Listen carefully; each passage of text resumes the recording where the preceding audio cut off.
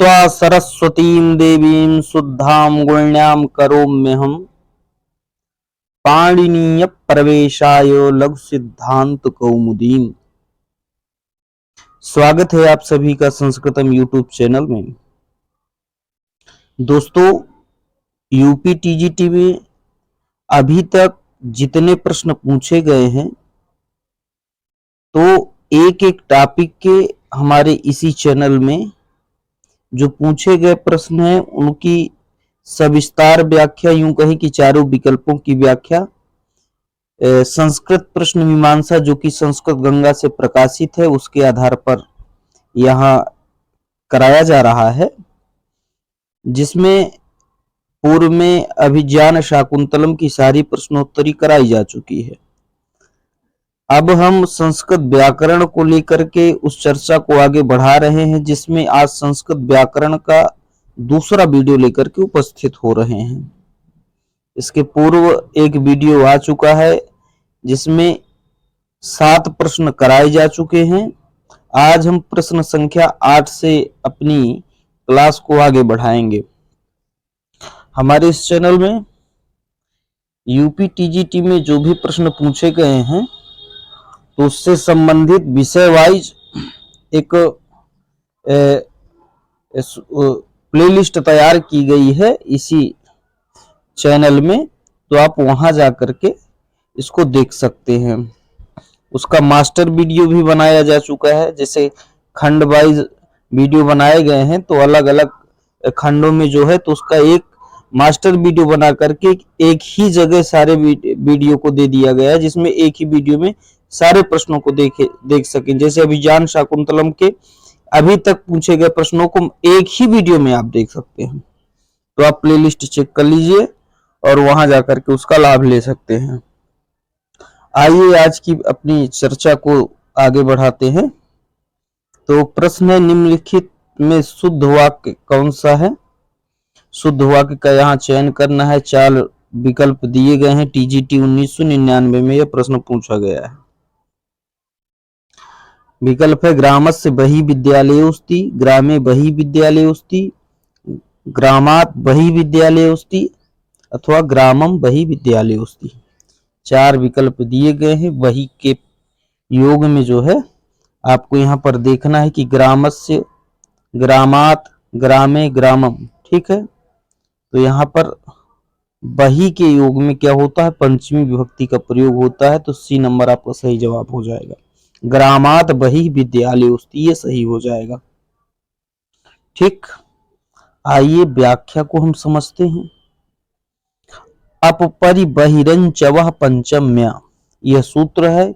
इस सूत्र से अप, परि और बहिष का पंचम्यंत पद के साथ वैकल्पिक समास का विधान होता है, इसलिए बहि के योग में पंचमी विभक्ति का क्या होता है? प्रयोग होता है।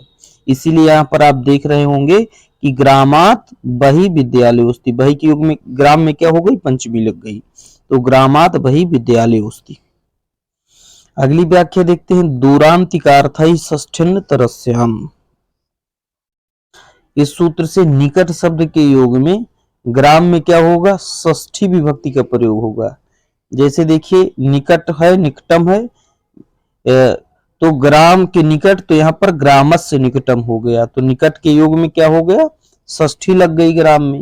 यहीं पर निकट की जगह बही हो जाता तो ग्रामात् हो जाता, और निकट है तो ग्रामस्य हो गया, तो निकट के योग में क्या होगा? षष्ठी का विधान होता है, तो ग्रामस्य निकटम विद्यालयोस्ति और ग्रामात् बहि विद्यालयः अस्ति। ठीक, अगला सूत्र है, सप्तम्यधिकरणे च, इस सूत्र से ग्राम में सप्तमी विभक्ति का प्रयोग होता है। जैसे ग्रामे विद्यालयोस्ति, ठीक है ना, तो यहाँ पर जो है ग्रामे में सप्तमी लगी है, किस सूत्र से? तो सप्तम्यधिकरणे च, इस सूत्र से। अगला सूत्र देखते हैं। अभितः परितः समया निक्साः प्रतियोगेपि, इस वार्तिक से अभितः के योग में क्या होता है? ग्राम में द्वितीय विभक्ति का प्रयोग हो जाएगा। जैसे ग्रामम अभितः विद्यालयोस्ति, तो यहाँ पर समझने वाली बात है कि अभितः के योग में क्या हो गया? द्वितीय का प्रयोग हो गया, तो ग्रामम अभितः विद्यालयोस्ति। ठीक है ना, तो अभितः के योग में द्वितीय, बहि के योग में पंचमी और निकट के योग में क्या हो जाएगी, आपकी षष्ठी हो जाएगी। तो ग्रामस्य निकटम विद्यालयोस्ति, ग्रामाद बहि विद्यालयोस्ति और ग्रामम अभितः विद्यालयोस्ति। इस प्रकार से आप चारों विकल्पों को देख लिए तो आपका इस प्रकार सी नंबर बिल्कुल सही जवाब हो गया। बढ़ते हैं अगले प्रश्न की ओर। टीजीटी 1999 में पूछा गया है, निम्नलिखित में शुद्ध वाक्य के क्रमांक का निर्देश करना है। मतलब जो शुद्ध वाक्य है उसका चयन करना है, कौन सा सही विकल्प है। तो कृष्णस्य उभयता गोपालाः सन्ति, कृष्णम उभयता गोपालाः सन्ति, कृष्णेन उभयता गोपालाः सन्ति, कृष्णात उभयता गोपालाः सन्ति। अब यहाँ देख रहे हैं उभयता उभयता है और केवल क्या है, यहाँ विभक्ति चेंज हो रही है। कृष्णम कृष्णात, कृष्णस्य कृष्णेन, तो षष्ठी, द्वितीया, तृतीया और पंचमी लगी हुई है। तो यहाँ पर विभक्ति चेंज हो रही, तो आपको ये पता होना चाहिए कि उभयता के योग में कौन सी विभक्ति का प्रयोग होता है। तो इस चीज का जैसे ज्ञान हो जाएगा तो आप कर लेंगे। तो यहाँ पर आपका जो बी विकल्प है बिल्कुल सही दिख रहा है, यहाँ पर द्वितीया लगी है, कृष्णम उभयता गोपालाः सन्ति, क्योंकि उभयता के योग में क्या होती है, द्वितीया होती है। यहाँ पर देखिए सूत्र दिया हुआ है, उभ सर्वतसोः कार्याधिगुपर्या द्विषु द्वितीयाम्रेडितान्तेषु ततोन्यत्रापि दृश्यते। ये वार्तिक सूत्र है। इसमें इस सूत्र से उभयता के योग में क्या होती है, द्वितीय विभक्ति। तो कृष्ण में क्या है, द्वितीय विभक्ति का विधान हो गया है। देखिए कृष्णम में जो है द्वितीय लगी हुई है, कृष्णः कृष्णम कृष्णेन, कृष्णाय कृष्णात्, कृष्णस्य कृष्णे, तो कृष्णम में द्वितीय लगी है। तो कृष्णम उभयता गोपालाः सन्ति, उभयता के कारण कृष्ण में क्या हो गई, द्वितीय लग गई। अगली व्याख्या देखते हैं, कर्ति कर्मणोः कृति। इस सूत्र से कृष्ण में क्या होती है, जैसे षष्ठी का विधान होता है। तो जैसे कृष्णस्य कृति, तो भाई यहाँ पर कृति का योग हो जाए, कृति आ जाए तो कृति के योग में क्या हो जाती है, षष्ठी का विधान होता है।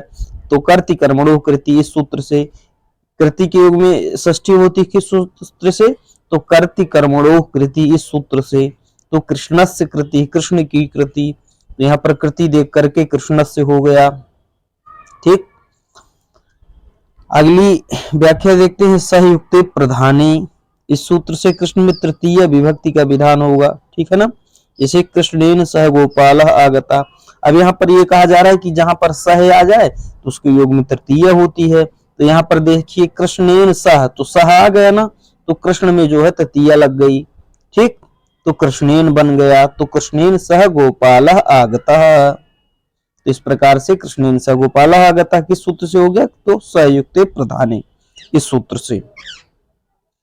अब आराध देखिए, आराध शब्द के योग में पंचमी विभक्ति का प्रयोग होता है। जैसे कृष्णात आरात गोपालाः सन्ति, तो जहां पर आराध दिखेगा तो वहीं आपको पंचमी लगा देना है। तो देखिए आराध के योग में कृष्ण में क्या लगी है, पंचमी, तो कृष्णात आरात गोपालाः सन्ति।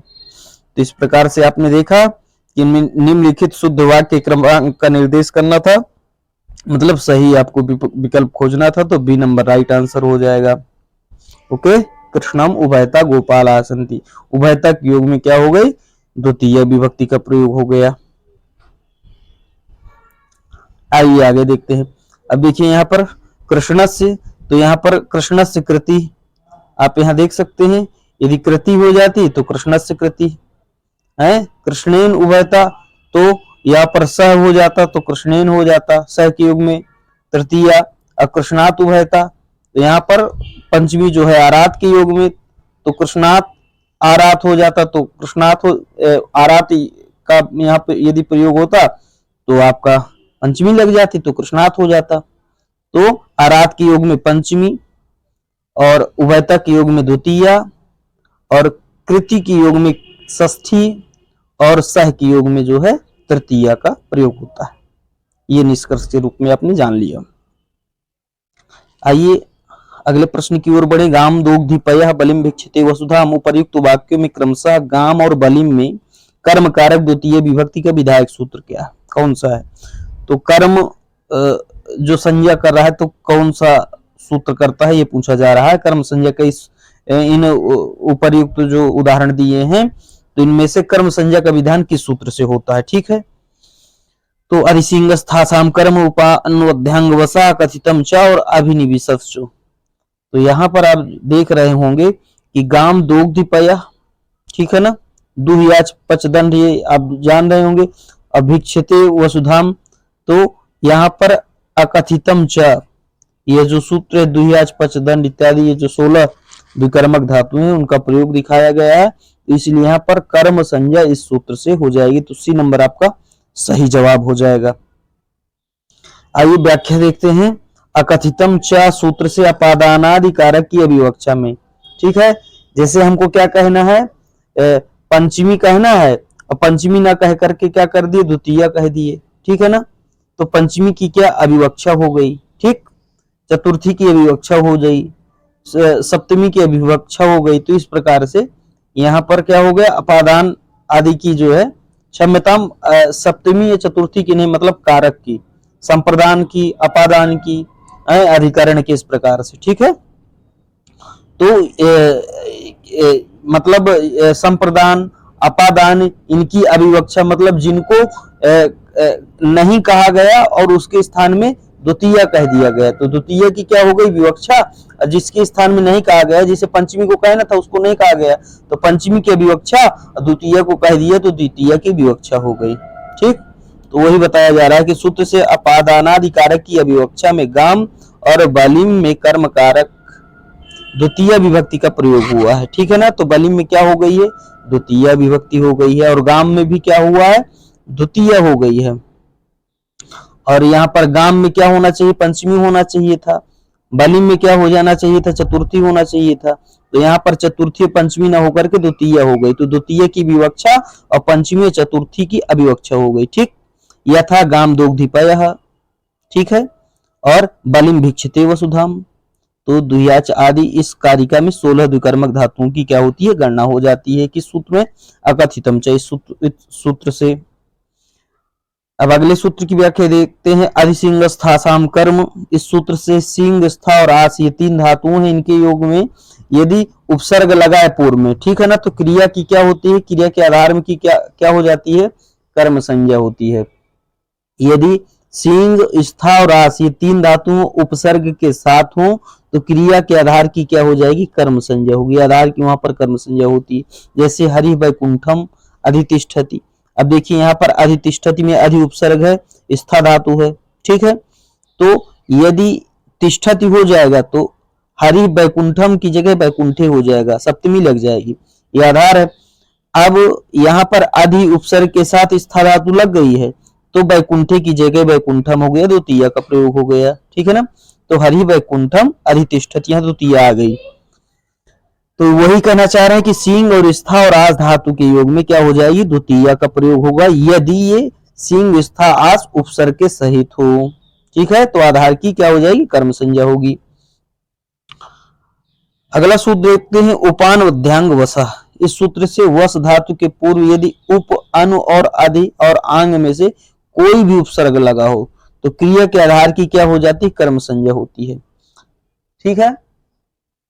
अब देखिए, हरि वैकुंठम उपवसति, अनुवसति और आवसति, तो यहां पर भी वही चीज है, ठीक है ना। वस धातु के पूर्व क्या है, उप लगा हो, अनु लगा हो, अधि लगा हो और आंग लगा हो, इनमें से कोई भी एक उपसर्ग लगा हो तो क्रिया के आधार की क्या हो जाएगी, कर्म संज्ञा हो जाएगी। तो वैकुंठे की जगह वैकुंठम हो गया, उप के योग में वस धातु के साथ आ गया। यदि वस धातु है उसके साथ उप लगा है तो उपवसति है, वस धातु से अनु लगा है तो अनुवसति, वस धातु के साथ अधि लगा है तो अधिवसति है, और आंग लगा है तो आवसति हो गया है। तो यदि आवसति, अनुवसति, उपवसति इत्यादि है तो वैकुंठे की जगह वैकुंठम हो जाएगा, क्योंकि यहाँ पर वस धातु के साथ उप, अनु, अधि और आंग का योग है, ठीक है। तो किस सूत्र से हो जाएगा, तो उपान वध्यांग वसा, इस सूत्र से।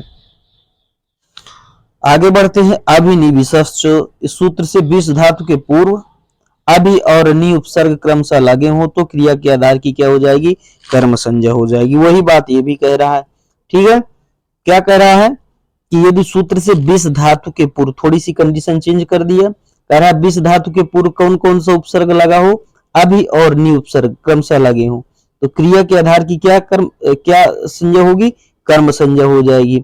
अब देखिए यहाँ पर दोनों उपसर्ग लगा होना चाहिए, ठीक है ना।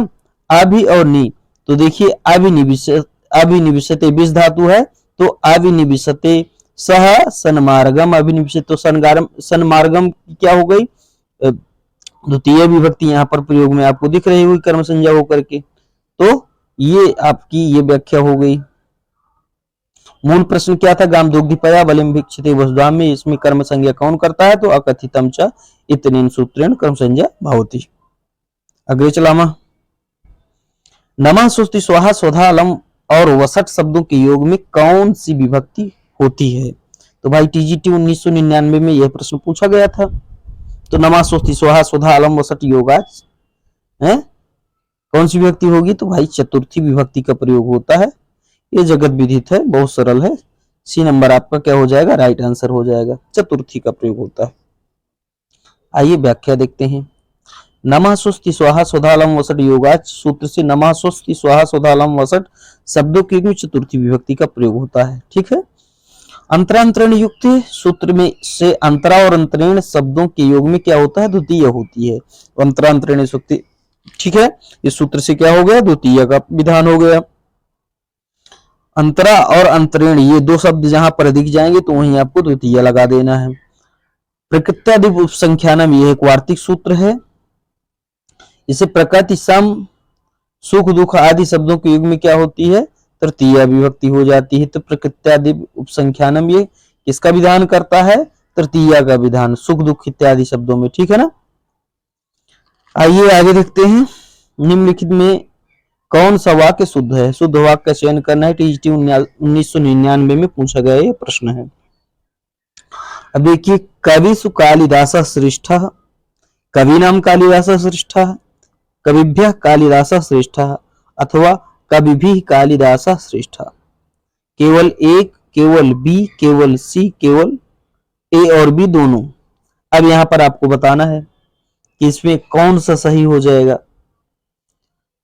तो यहां पर ये जो आपका डी नंबर विकल्प दिख रहा है, ए और बी, ये दोनों सही हैं। कविषु कालिदासः श्रेष्ठः, कवि नाम कालिदासः श्रेष्ठः, ठीक है। ये जो है ये दोनों सही हैं। व्याख्या से और अच्छे से स्पष्ट करते हैं। यतश्च निर्धारणम, इस सूत्र से किसी समुदाय से एक को पृथक करना निर्धारण कहलाता है। जैसे बहुत सारे लोग बैठे हैं क्लास में और एक व्यक्ति को उससे अलग बताया जाए कि ये पूरी कक्षा में बड़ा योग्य छात्र है, रमेश पूरी क्लास में बड़ा योग्य छात्र है, तो पृथक करना निर्धारण कहलाता है। जिससे निर्धारण होता है उसमें षष्ठी और सप्तमी विभक्ति का प्रयोग होता है। जैसे कवि नाम कालिदास श्रेष्ठ, बहुत सारे कवियों का समूह है और उस समूह से कालिदास अलग है, श्रेष्ठ है, तो जिस समूह से श्रेष्ठता बताई जाए, जिस समूह से अलग किया जाए, उसी समूह में क्या हो जाएगी, षष्ठी और सप्तमी का प्रयोग। तो कवियों के समूह में कालिदास को श्रेष्ठ बताया जा रहा है, तो कवियों में क्या हो जाएगी, षष्ठी और सप्तमी का प्रयोग, जैसा कि यहाँ पर कवि नाम में षष्ठी लगा है, ठीक है ना। यहाँ कवि नाम में क्या है, बहुवचन का प्रयोग है। और कविषु कालिदास श्रेष्ठ, वही चीज यहाँ पर भी है, ठीक है। सप्तमी का प्रयोग हो गया है, तो कवियों में क्या हो गया, षष्ठी और सप्तमी का प्रयोग। तो देखिए आप, कविषु कालिदास श्रेष्ठ, कवि नाम कालिदास श्रेष्ठ, तो यहाँ पर ए और बी आपका दोनों सही है, चाहे आप षष्ठी लगाइए चाहे सप्तमी लगा दीजिए, ठीक। जहां से क्या करना है, निर्धारण करना है। अब यहाँ पर प्रश्न किया जा सकता है किस सूत्र से यहाँ पर षष्ठी और सप्तमी का विधान हुआ, तो यतश्च निर्धारणम इत्रेण सूत्रेण षष्ठी भवति अथवा सप्तमी भवति, ठीक है। तो ये इसकी व्याख्या हो गई। आइए अगला सूत्र देखते हैं। निम्नलिखित में शुद्ध विभक्ति का प्रयोग किस वाक्य में है, टीजीटी 1999 में यह पूछा गया प्रश्न है। शुद्ध विभक्ति का प्रयोग बताना है, ठीक है। तो मई मोदकम रोचते, माम मोदकम रोचते, मया मोदकम रोचते अथवा मह्यम मोदकम रोचते, ठीक। तो आप इसको बताएं कि कौन सा सही हो सकता है। तो जैसा कि आप देख ही रहे हैं, यहां पर मह्यम मोदकम रोचते, एक मिनट थोड़ा सा ज्यादा ले लिए लगता है, ठीक। तो मह्यम मोदकम रोचते, यहां पर चतुर्थी आपको दिख रही है, तो चतुर्थी रुच धातु के प्रयोग में क्या होता है, चतुर्थी का प्रयोग होता है, तो मह्यम में चतुर्थी आपको दिख रही है। लड्डू उसको प्यारे हैं, ठीक है, मुझे लड्डू क्या होते हैं, अच्छे लगते हैं, ठीक है ना। अब देखिए रुच्यर्थानाम प्रियमाण है, रुच्यर्थ धातुओं के योग में, ठीक है ना। और रुचि माने इच्छा करने वाली धातुओं के, अच्छी लगने वाली धातुओं के योग में क्या हो, जो प्रियमाण वस्तु हो, ठीक है ना, जो चाहिए जाए वस्तु, तो प्रियमाण वस्तु की संप्रदान संज्ञा हो करके क्या हो जाती है, चतुर्थी विभक्ति का प्रयोग होता है। तो उसी को क्या कहेंगे, उसको संप्रदान कहेंगे। और संप्रदान के योग में क्या हो जाएगी, चतुर्थी विभक्ति का प्रयोग हो जाएगा, जैसे मह्यम मोदकम रोचते, ठीक है ना।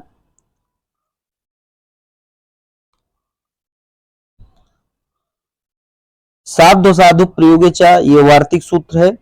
इस वार्तिक से साधु और असाधु दो प्रकार के शब्द, चाहे साधु हो या साधु, दोनों शब्दों के प्रयोग में क्या होता है, सप्तमी का प्रयोग, सप्तमी विभक्ति का प्रयोग होता है। जैसे तुम मई साधु असी, तो यहाँ पर आप देख रहे हैं कि तुम मई साधु असी, तो यहाँ पर मई में क्या लगा हुआ है, सप्तमी का प्रयोग है। तो किस सूत्र से है, तो साधु साधु प्रयोग है, यहाँ पर साधु साधु का प्रयोग है, इसलिए सप्तमी का प्रयोग हो गया मई, ठीक है।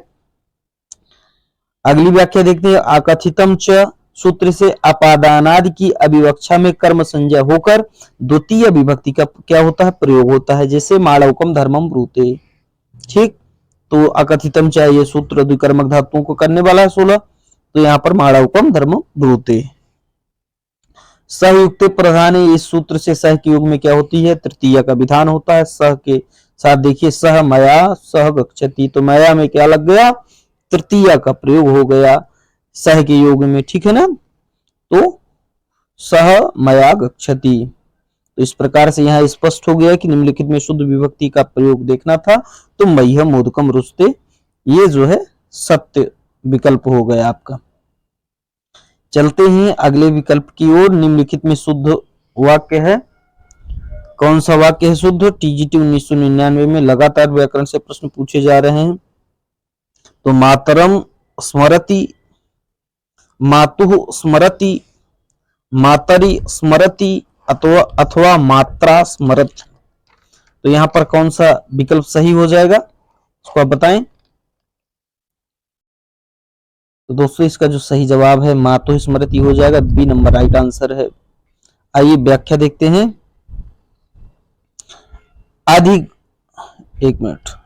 अधिगर्थ दयसाम कर्मणि, यह सूत्र है, कहता है कि आदि उपसर्ग पूर्वक एक स्मरणीय धातु के अर्थ वाली धातुओं के कर्म में संबंध मात्र की विवक्षा में षष्ठी विभक्ति का प्रयोग होता है। ये षष्ठी का विधान करता है, ठीक है ना। आदि उपसर्ग लगा हो इस एक स्मरण धातु के साथ, तो यहाँ पर षष्ठी विभक्ति हो जाएगी। तो यहाँ पर देखिए स्मृति है, आपको दिख रहा है, तो एक स्मरण धातु का यहाँ पर प्रयोग है, ठीक। तो मातु में क्या लग गई है, मातु में षष्ठी विभक्ति का प्रयोग हो गया है। तो सह मातु स्मरति, ठीक।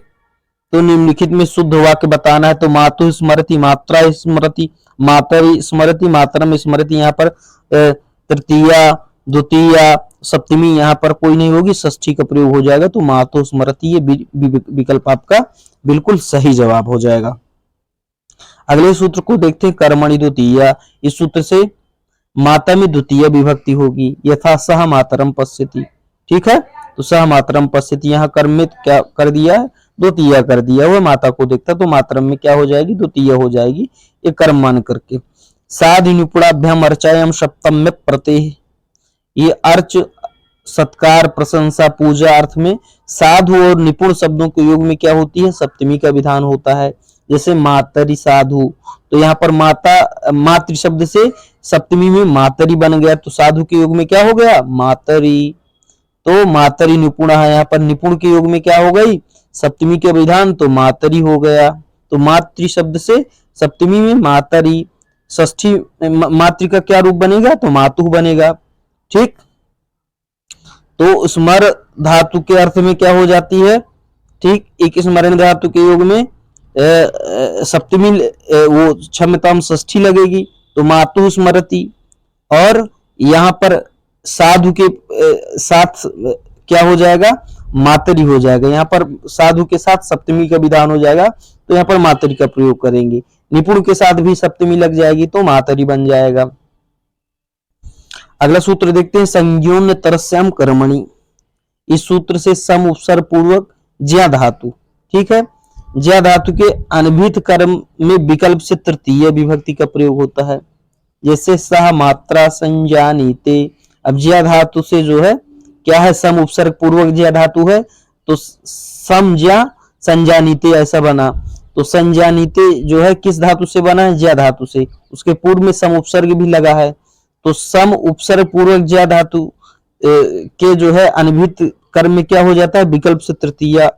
तो विकल्प से तृतीया जब लगा देंगे तो मात्र से मात्रा बन गया, तो सह मात्रा संजानीते, ठीक है ना। और जब नहीं तृतीया लगाएंगे तो विकल्प से क्या बन जाएगा, मातरम बन जाएगा, तो सह मातरम संजानीते। तो मात्रा और मातरम दो दो रूप बन गए, ठीक है ना। तो कर्म और क्या हो गया, करण दोनों हो गया, तो तृतीया और द्वितीया का प्रयोग हो जाएगा। तो संज्ञोन तरस्याम कर्मणि इस सूत्र से, ठीक है ना, विकल्प से क्या करता है, तृतीया का भी विधान करता है। तो सह मात्रा संजानीते, तो सम उपसर्ग ज्या धातु से क्या कर देगा, तृतीय का विधान कर दिया, और विकल्प से द्वितीय का भी। तो द्वितीय जब लगेगी तो सह मातरम संजानीते, और तृतीय लगेगी तो सह मात्रा संजानीते, ठीक। आगे बढ़ते हैं, कृत्य के साथ विभक्ति प्रयोग होती है। टीजीटी 1999 में भी यही प्रश्न पूछा गया था। अच्छा, इसको देखते हैं। तो निम्नलिखित में से शुद्ध वाक्य बताना था। तो भाई यहाँ पर स्मृति के योग में क्या हो जाएगा, षष्ठी का प्रयोग होता तो मातु बन जाएगा, ठीक है ना। और इसको हमने देख ही लिया था।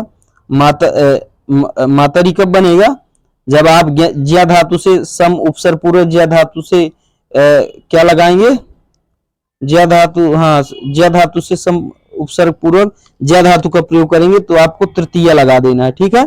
तृतीया द्वितीया, तो मात्रा और मातरम बनेगा, ठीक। और यहाँ पर साधु निपुणाभ्याम अर्चा यम सप्तम में प्रत्यय, इस सूत्र से क्या हो जाएगा, ये साधु और निपुण के योग में क्या हो जाएगा, सप्तमी लग जाएगी, तो यहाँ पर मातरी बन जाएगा। तो सभी का मातरम, मातरी, मात्रा और मातु चारों का आपने जो है देख लिया अलग अलग सूत्रों के माध्यम से प्रयोग। अब आइए आगे देखते हैं, कृत्य के साथ विभक्ति प्रयोग होती है। कौन सी कृत्य के साथ कौन सी विभक्ति का प्रयोग होता है, तृतीया, चतुर्थी, पंचमी अथवा षष्ठी, किस विभक्ति का प्रयोग होता है, तो कृत्य के योग में भाई षष्ठी का प्रयोग होता है, अभी आप पूर्व में पढ़ते आए हैं। तो कर्ति कर्मणो कृति, ये देखिए सूत्र दिया है, स्वीकृत प्रत्यांत शब्दों के योग में क्या हो जाता है, अनभिहित कर्ता और कर्म में षष्ठी का प्रयोग हो जाता है। तो ये जो है आपका डी नंबर क्या हो जाएगा, सही हो जाएगा। ओके, व्याख्या देखते हैं अगली। तो कृत्य के योग में किस सूत्र से षष्ठी का विधान होता है, तो कर्ति कर्मणो कृति, ठीक है। अगला सूत्र पृथक बिना नाना भी तृतीयान्य तरस्याम, इस सूत्र से पृथक बिना और नाना अव्यय पदों के योग में द्वितीय, तृतीय और पंचमी विभक्ति होती है। तीन विभक्तियों का प्रयोग होता है, द्वितीय, तृतीय और पंचमी, ठीक है। किस सूत्र से, पृथक बिना नाना भी तृतीयान्य तरस्याम, इस सूत्र से। तो पृथक के योग में, बिना के योग में, नाना के योग में, ये तीनों क्या है, अव्यय पद हैं, और इनके योग में क्रमशः द्वितीय, तृतीय और पंचमी का प्रयोग होता है। अब देखिए सूत्र दे दिए, पृथक बिना नाना भी तृतीयान्य तरस्याम, और कह दिए इससे किस किस विभक्ति का विधान होता है, द्वितीय, तृतीय, चतुर्थी, पंचमी, षष्ठी, ऐसा कर दिया। तो आपको पता होना चाहिए द्वितीय, तृतीय और पंचमी तीन विभक्तियों का प्रयोग ये जो है विधान करता है, पृथक बिना नाना भी तृतीयान्य तरस्याम, ठीक। अब क्रुद्ध सुयर्थाम यम प्रतिकोपः, इस सूत्र से क्रुद्ध, दुह, ईर्ष और असूय धातुओं के प्रयोग में क्या होती है, चतुर्थी का विधान किया जाता है। किस पर, जिस पर क्रोध किया जाए, द्रोह किया जाए, ईर्ष्या की जाए, असूया की जाए, उसमें क्या हो जाएगा, उसी को चतुर्थी का प्रयोग हो जाएगा, ठीक है ना, संप्रदान मान के। दूरांतिकार्थेभ्यो द्वितीय च, इस सूत्र से दूर तथा अंतिक अर्थ वाले शब्दों से पंचमी, द्वितीय और तृतीय विभक्ति का प्रयोग होता है। अभी समझने वाली बात है, यहाँ पर भी पंचमी, द्वितीय और तृतीय, ठीक है। तो द्वितीय, तृतीय, पंचमी इस सूत्र से भी होती है। किन किन अर्थों में? तो दूर और अंतिक, इन शब्दों के योग में द्वितीय, तृतीय और पंचमी का विधान होता है। किस सूत्र से? दूरांतिकार्थेभ्यो द्वितीय च, ठीक। तो यहाँ पर मूल प्रश्न था कृत्य के साथ विभक्ति का प्रयोग होगा तो षष्ठी का प्रयोग हो जाएगा। तो चलिए, बैटरी भी इसकी खत्म है, बार बार मैसेज देने लगा। तो अब अगली व्याख्या नेक्स्ट क्लास में करेंगे। अस्तु, आज की क्लास यहीं समाप्त होती है। नमः संस्कृताय।